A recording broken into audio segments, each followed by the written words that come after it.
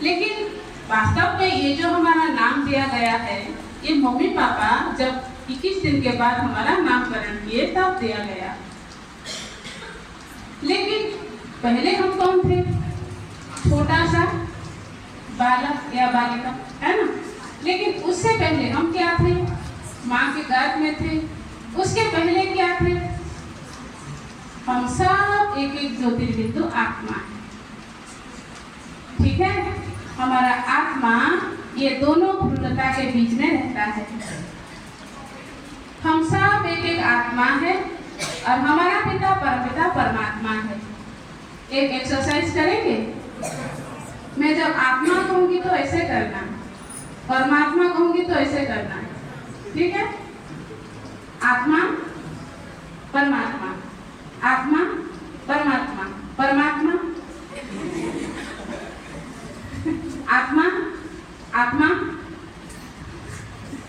परमात्मा, आत्मा परमात्मा, आत्मा परमात्मा, परमात्मा। तो देखिए, हम सब एक एक ज्योतिर्बिंदु आत्मा है और परमात्मा ऊपर में रहते हैं। परमात्मा भी ज्योतिर्बिंदु स्वरूप है, लेकिन परमात्मा इस धरा पर कब आते हैं पता है? जब धरा पर बहुत अज्ञान और मनुष्य रहते हैं, मतलब मनुष्य जब अज्ञानी हो जाता है, इस धरा पर जब पापकर्म बढ़ जाता है, तब परमपिता परमात्मा इस धरा पर आते हैं। इस दुनिया को नर्क से स्वर्ग बनाने के लिए भगवान आते हैं। वास्तव में भगवान अब आ चुके हैं। 1936 से ये ईश्वरीय विश्वविद्यालय जो बनाए हैं, मतलब इस धरा पर एक साधारण वृद्ध मानव के तन में ही परमात्मा अवतरण हो चुके हैं। और ये जो संस्था खोला गया है, इसका नाम पहले ओम मंदिर था और इसका नाम अभी है प्रजापिता ब्रह्मा कुमारी ईश्वरीय विश्वविद्यालय। यहाँ पे कोई भी धर्म, कोई भी जाति, कोई भी भाषा लोग आ सकते हैं और यहाँ पे 7 दिन का कोर्स कराया जाता है निःशुल्क में।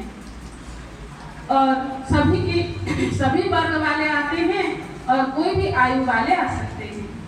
तो ये जो ईश्वरीय विश्वविद्यालय है, ये कोई धर्म या शिक्षा नहीं है, ये एक शिक्षा अनुष्ठान है। यहाँ पे शिक्षा दिया जाता है, नैतिक शिक्षा, चरित्र निर्माण।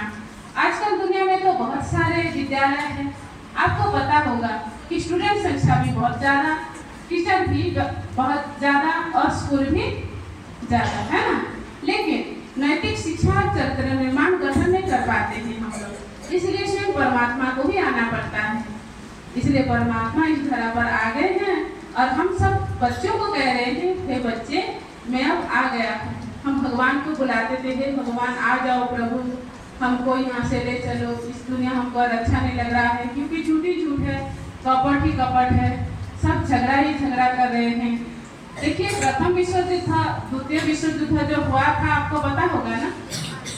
लेकिन तीसरी बार जो विश्व युद्ध होगा, तृतीय विश्व युद्ध, इसको बहुत माना दर्दनाक सीन होगा। उस समय खुले नाहे का खेल होगा और ये दिनों ध्वंस विध्वंस हो जाएगा। होगा कि नहीं? जरूर होगा। इसलिए इसके पहले हमको सोचना चाहिए कि वास्तव में मैं कौन हूँ और मेरे पिता परमात्मा कौन है। हम सब एक एक आत्मा है जो इस धरा पर हम आए हैं अभिनय करने के लिए। इस सृष्टि रूपी रंगमंच दुनिया है और इस दुनिया में हम सब अभिनय करने के लिए आए हैं और अभी हमको हमारे घर परम धाम जाना है और हमारे पिता परमात्मा इस धरा पर आए हैं हमको नैतिक शिक्षा और चरित्र निर्माण गठन करने के लिए शिक्षा दे रहे हैं। तो आइए अभी हम मेडिटेशन करेंगे। सब अपने आप ये सोचना, कमर सीधा करके बैठ जाना प्लीज, और आप सब ये सोचना कि मैं ज्योतिर्बिंदु स्वरूप आत्मा हूँ। मैं आत्मा चमकता दिव्य सितारा हूँ जो इस दो भ्रुकुटी के बीच में ही मैं रहता हूँ। मेरे पिता परमात्मा जो कि ज्योतिर्बिंदु स्वरूप है, परमपिता परमात्मा, मैं उनको याद कर रहा हूँ क्योंकि वो पिता परमात्मा मेरे पिता भी है, मेरे शिक्षक भी है और मेरे सद्गुरु भी है। वो अभी इस धरा पर आकर के मुझे अपना संतान समझ करके कह रहे हैं कि हे मेरे प्रिय संतानों, अभी जागो, ये समय बहुत बीत चुका है, थोड़ी रही, थोड़ी की भी और थोड़ी रही है। अब ये समय गया कि गया।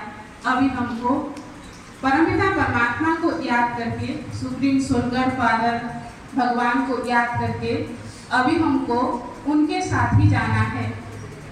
मेरे पिता परमात्मा को मैं पिता भी कहती हूँ, बंधु भी कहती हूँ, सखा भी कहती हूँ, सद्गुरु भी कहती हूँ। मेरे पिता परमात्मा ज्ञान गुणों का सागर है, वो पवित्रता का सागर है, वो शांति का सागर है, आनंद का सागर है। मैं आत्मा भी उसी तरह शांत स्वरूप हूँ, प्रेम स्वरूप हूँ, सुख स्वरूप हूँ, आनंद स्वरूप हूँ। मैं आत्मा निर्मल एक ज्योति सा सितारा हूँ, चमकता हुआ, टिमटिमाता हुआ एक दिव्य सितारा। ओम शांति।